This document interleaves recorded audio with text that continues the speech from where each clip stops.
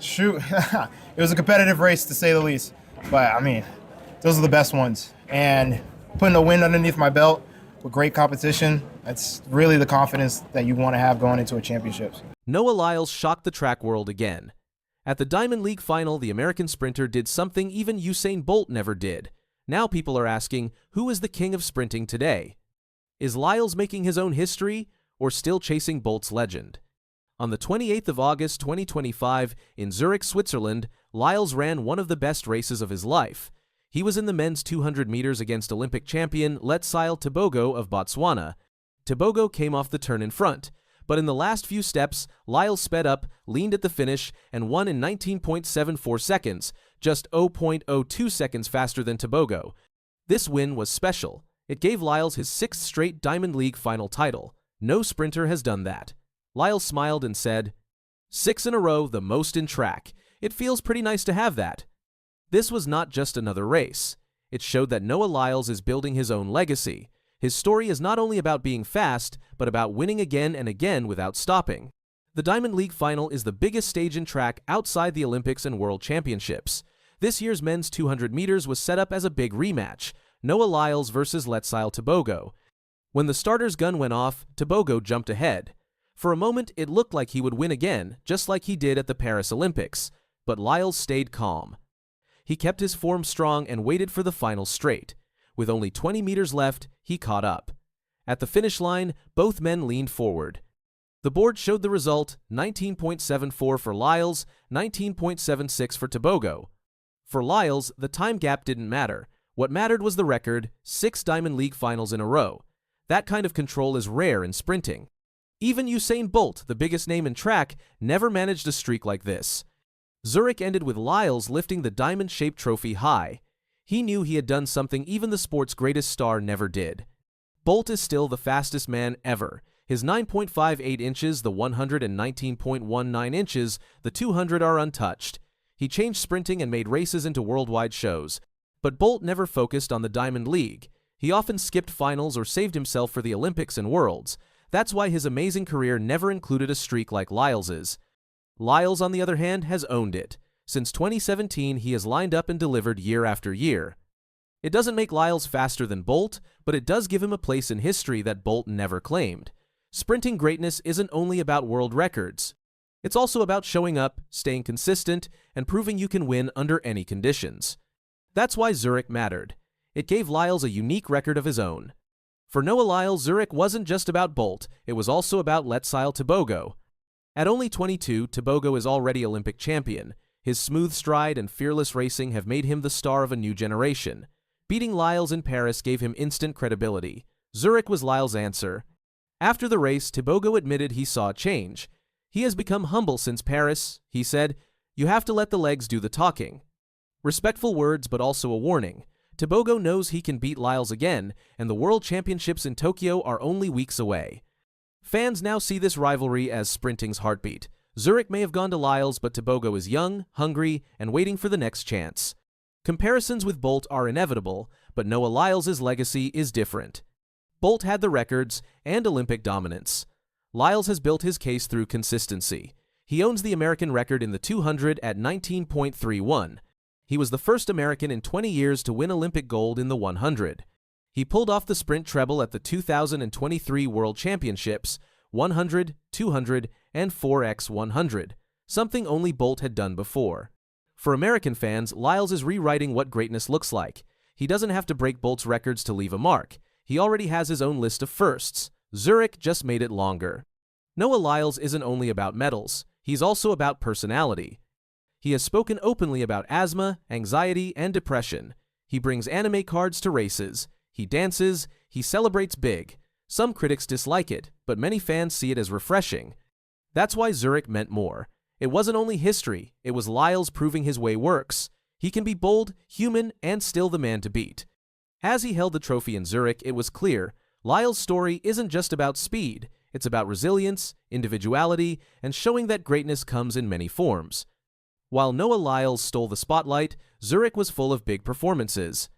St. Lucia's Julian Alfred, the Olympic 100-meter champion, returned from injury with a blazing 10.76 win. It was her first race in over a month, and she proved she's ready for Tokyo. In the men's 100, Christian Coleman edged Akani Simbine and Akeem Blake in a thrilling finish, running 9.97. Zurich was supposed to be a stage for many stars, and it delivered. But still, the headlines belonged to one man, Noah Lyles. With Zurich over, all eyes now turn to Tokyo for the 2025 World Championships. Noah Lyles enters with momentum, but the field is stacked. Letsile Tebogo is hungry to defend his Olympic crown. Keshane Thompson, Christian Coleman, and Kenny Bednarek all lurk in the 100. In the 200, young stars are pushing harder than ever. For fans, the storyline is electric. Can he hold off Tebogo? Can he repeat the sprint treble he managed in 2023? Can he edge closer to Bolt's aura, if not his records? As the lights dimmed in Zurich, one thought echoed around the stadium. Bolt gave us world records. Lyles is giving us something different: longevity, resilience, and a rivalry worth watching. The sport of sprinting is alive, and it is Noah Lyles who keeps rewriting the book. Zurich 2025 will be remembered as Noah Lyles' night. A thrilling lean at the line, a 6th straight Diamond League final, and a record even Usain Bolt never touched. It doesn't mean Lyles has surpassed Bolt, but it does mean he has carved his own lane in history, one built on consistency and resilience. With Tokyo ahead, fans are asking, can he keep this streak going, defend his titles, and hold off rivals like Tebogo? Noah Lyles is no longer just chasing Bolt's shadow. He's building a legacy all his own. Noah Lyles just did the unthinkable, beating the Olympic champ in the final seconds and making track history in the process. But what happened at the finish line left everyone in shock. Noah, an American sprint star who already held multiple world titles and had a personal best of 19.31 seconds in the 200 meters, had a unique target. He was going for a 6th straight Diamond League final win in the 200, a feat no other track athlete had ever pulled off.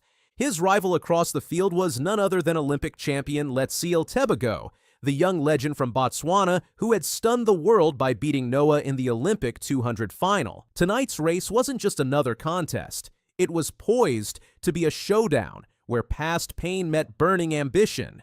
This was more than a sprint. This was a mental battle. Everyone watching knew the storylines. They knew Lyles had been dominant in the Diamond League, but had fallen short when it mattered most at the Olympics. And Tebogo. He was the new face of speed, calm under pressure, with a stride so relaxed it looked effortless even at top speed.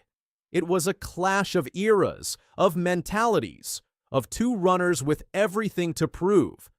When the gun went off, Tebogo leapt ahead. His smooth, powerful stride carried him just ahead as they rounded the bend. It looked eerily similar to the Olympic replay. Tebogo out front, calm, collected. But Noah wasn't about to repeat the mistakes of the past. He wasn't panicking. He remembered every stride, every fall, every moment that led him here. The crowd got even louder as the runners reached the last part of the race. Then, like a flash, Noah started running even faster. With his body leaning forward and every part of him pushing hard, he focused completely on the finish line. Right at the last second, he passed Tebogo and won the race just barely by only 0.02 seconds, finishing in 19.74 seconds. 19.74, practically flying. And with that, Noah clinched his 6th consecutive Diamond League final victory in the 200. No athlete before had ever made it 6. Suddenly, the record book felt different because he was in it alone. But what made this race even more remarkable was what you couldn't see on the stopwatch. It wasn't just about the time, it was about timing. Noah timed that final push with the precision of a sniper. He didn't lead the whole way. He stalked his opponent, waited, and attacked at the exact moment when the world thought Tebogo had it sealed. His words after the race captured it perfectly. 6 in a row, the most in track. It is pretty nice to have that. I saw Letsile lean on the finish line, but I knew I won. I knew if I panicked, I was not going to win. If you are tight, you are done for. Those sentences weren't rehearsed. They were raw, honest, the kind of insight only someone who's sprinted that close to defeat and snatched victory might have. Tebogo's reaction was mature too.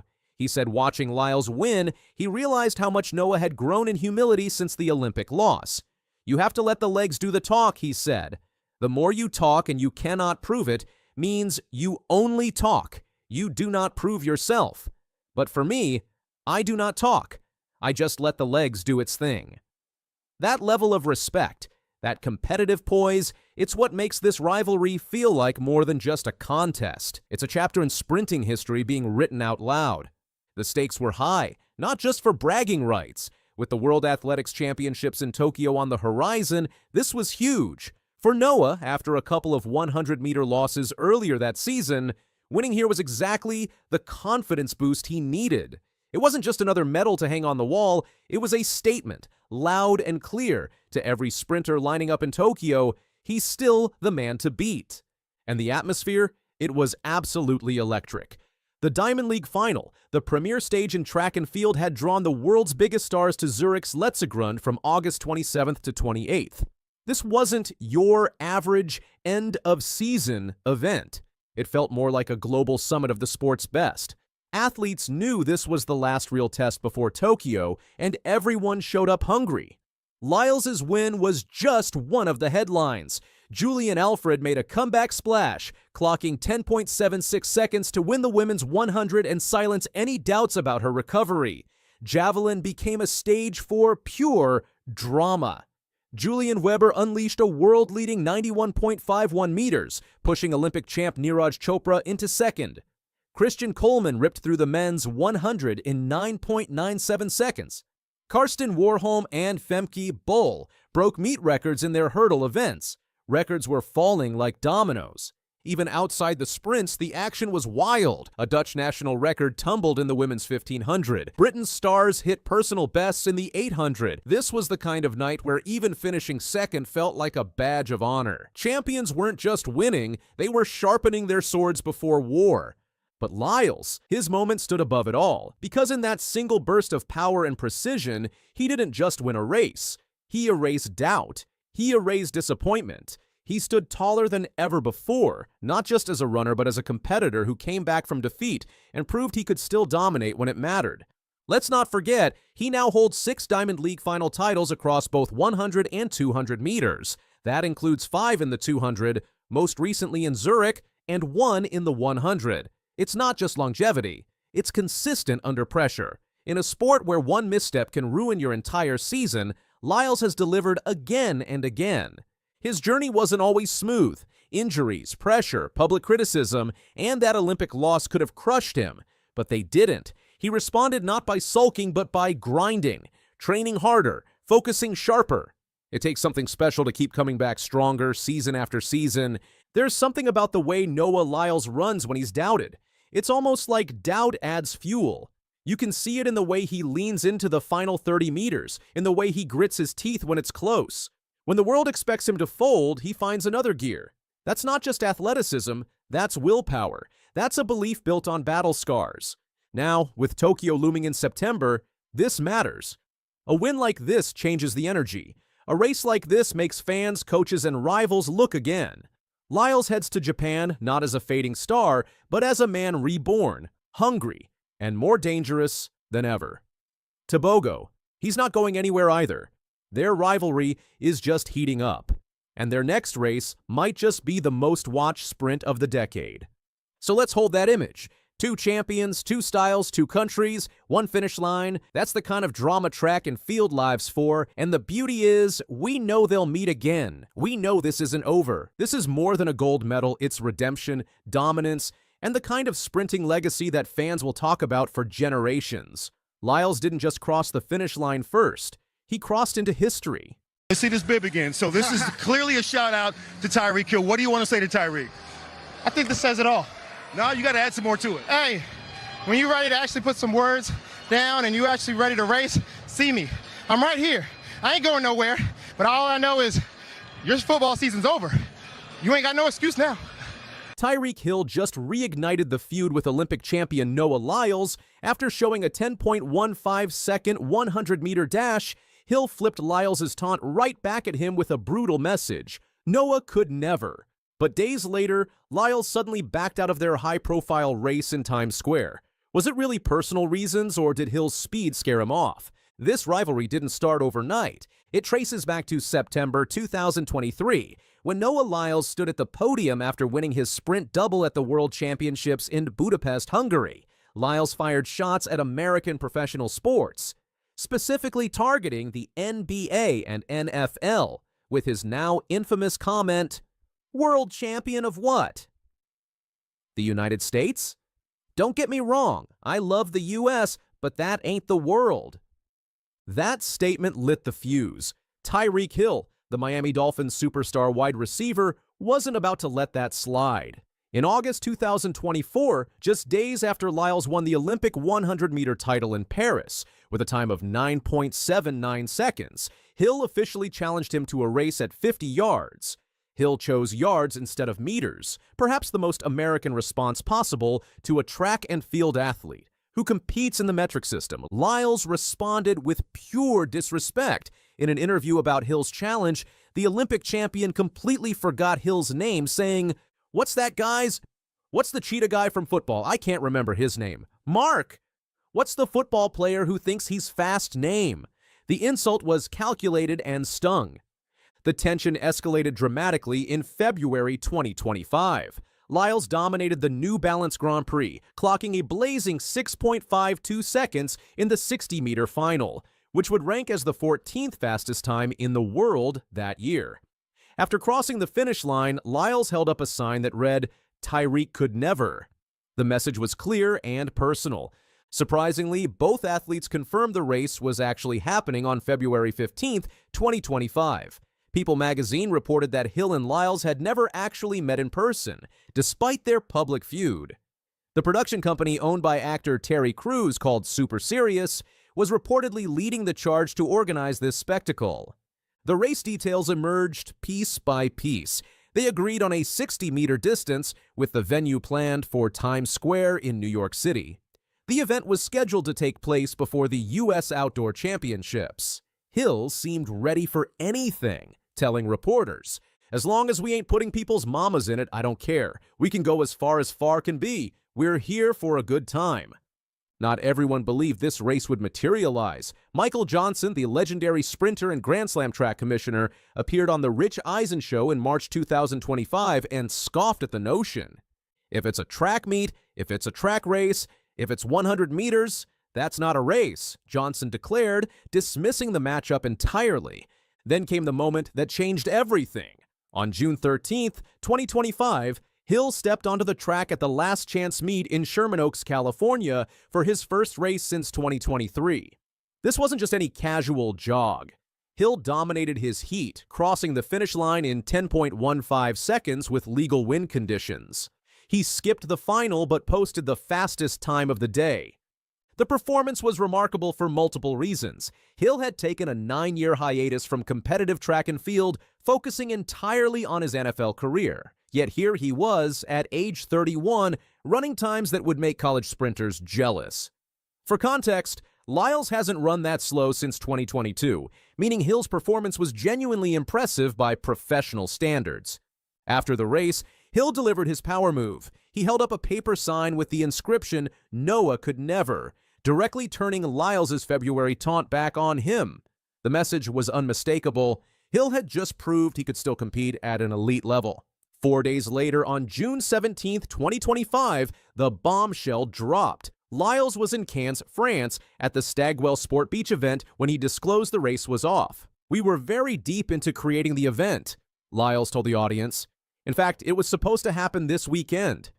Lyles cited personal reasons and complications for the cancellation, adding, "Unfortunately, there were some things, complications, personal reasons, that it just didn't come to pass, but we were full on."